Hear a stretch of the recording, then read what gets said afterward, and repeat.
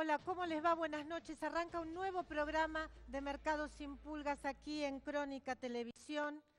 Obviamente, hoy es un día caliente. Ya está aquí en el piso alguien que seguramente ustedes no conocen. Él es el presidente del PRO. Creo que nunca fue a la televisión. Ahora después se lo vamos a preguntar. Se llama Humberto Schiavoni.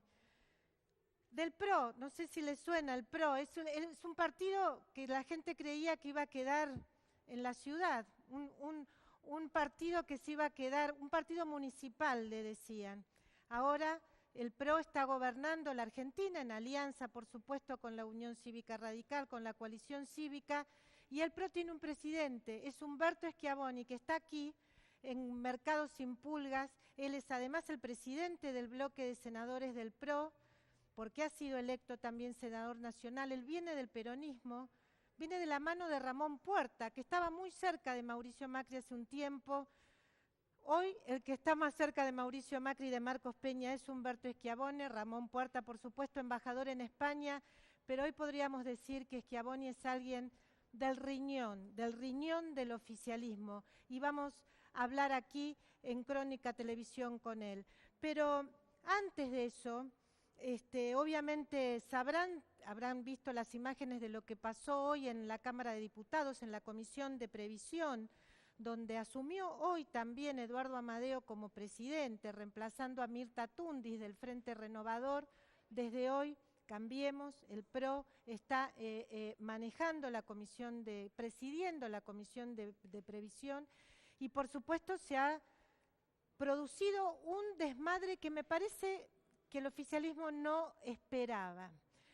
Y déjenme que les diga que a mí me parece que lo que hoy se vio es de algún modo el preámbulo de lo que yo creo que va a suceder en el 2018, porque el gobierno pensaba que como ganó fácilmente las elecciones, fácilmente iba a poder imponer o iba a poder encarar su plan de reformismo permanente.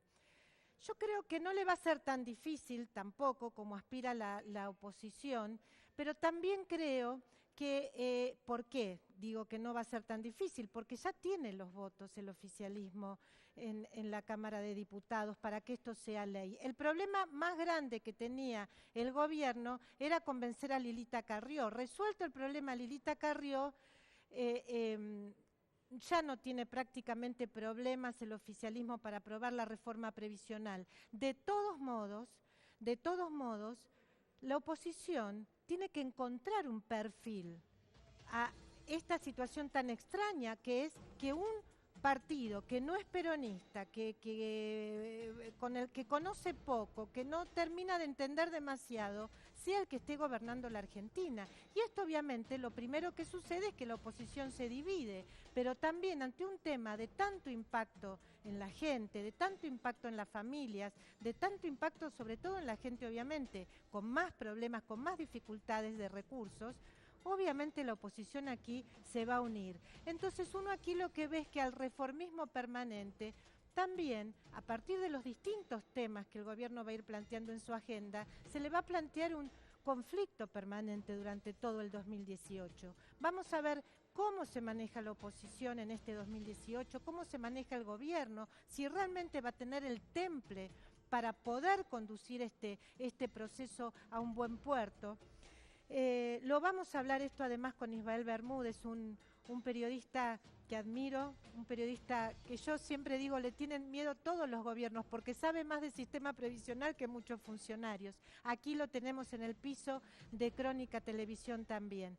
Y también vamos a hablar con Diego Armesto, que es un abogado constitucionalista, una persona que realmente nos va a explicar bien este tema de los fueros. ¿Por qué es el tema de los fueros y de si Cristina Fernández de Kirchner tendría que dejar o no el Senado de la Nación para ser juzgada? Obviamente por este fallo que ha emitido el juez Claudio Bonadío.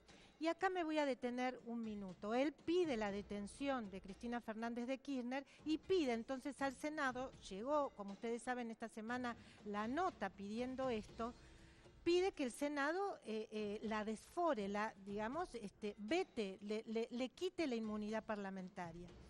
Este es un tema que vamos a hablar con Diego Armesto, pero también hay otro tema que yo les quiero contar. Yo escribí una nota en Infobae el domingo hablando de Claudio Bonadío y la gran cantidad de argumentaciones nuevas, absolutamente novedosas que están en este fallo, donde llega a la conclusión de que hubo una cantidad de funcionarios y una especie de, digamos, diplomacia paralela a quienes se encuentran culpables de encubrimiento y traición a la patria.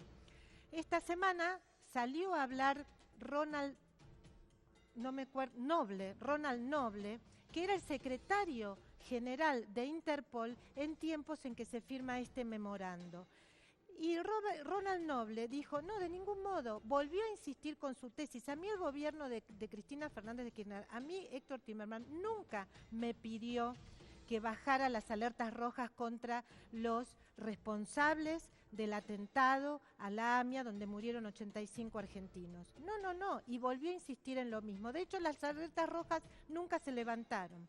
Bueno, les quiero decir que hoy, en Casa Rosada, me encontré cuando se presentó el Plan Nacional de Derechos Humanos, del cual vamos a hablar también en un momento, con Leandro Despuy, que es el comisario, digamos, es el representante de la Argentina en la Comisión de Archivos de Interpol, es decir, en la oficina donde se manejan estas alertas rojas, y me confirmó Leandro Despuy que efectivamente es como dice Claudio Bonadío el tema de las alertas rojas, es decir, que apenas se firmó el memorando entre Argentina e Irán, Interpol puso una adenda, en realidad él dice, Claudio Bonadío habla de adenda, en realidad dice después, en realidad hay que llamarlo asterisco, un asterisco donde dice, Argentina e Irán están negociando sus diferencias.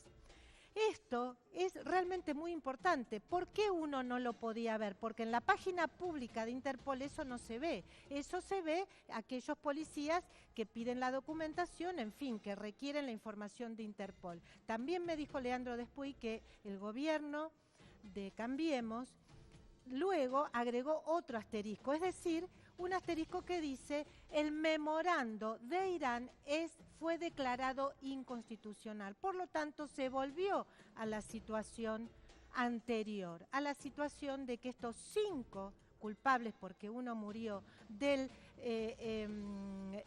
atentado contra la AMIA, tienen que pasar por el filtro de las alertas rojas. Pero bueno, les decía, hoy tenemos un programa muy caliente, no me quiero detener más en estos temas porque aquí hay 3 mujeres con quien vamos a hablar de un tema muy apasionante que tiene que ver con el Plan Nacional de Derechos Humanos, porque aquí hay 3 mujeres, entre otras mujeres que han conformado una organización que de algún modo diría representa este nuevo paradigma en la política de derechos humanos y ellas nos van a contar cuál es su problema y cómo ahora tienen esperanzas de poder llegar a su resultado, y es a lograr su propia identidad. Para el final tenemos una super mesa, gente, tenemos una mesa para discutir a 2 años del gobierno de Cambiemos. ¿Podemos hacer o no un análisis de la comunicación? Por supuesto que sí. Vamos a discutir a fondo la comunicación de Cambiemos, la comunicación de la gestión de Mauricio Macri, con 4 personas muy valiosas. Una con Nancy Pasos, que espero que haya llegado, no la veo con el lío de tránsito, tal vez todavía no ha podido llegar. También está Facundo Nehamsky, que es director de la consultora Opina, y me parece que fue funcionario del kirchnerismo, así que me interesa mucho su visión. Y está el director de la revista Imagen, está Diego Dillenberger, y está un académico muy valioso, muy respetado de la Universidad Austral, Luciano Elizalde. Me parece que tenemos un programón, un tremendo programa, gente, pero ahora vamos a arrancar, como les dije, con el presidente del PRO, con el senador Humberto Schiavone, a quien Schiavoni. Con I.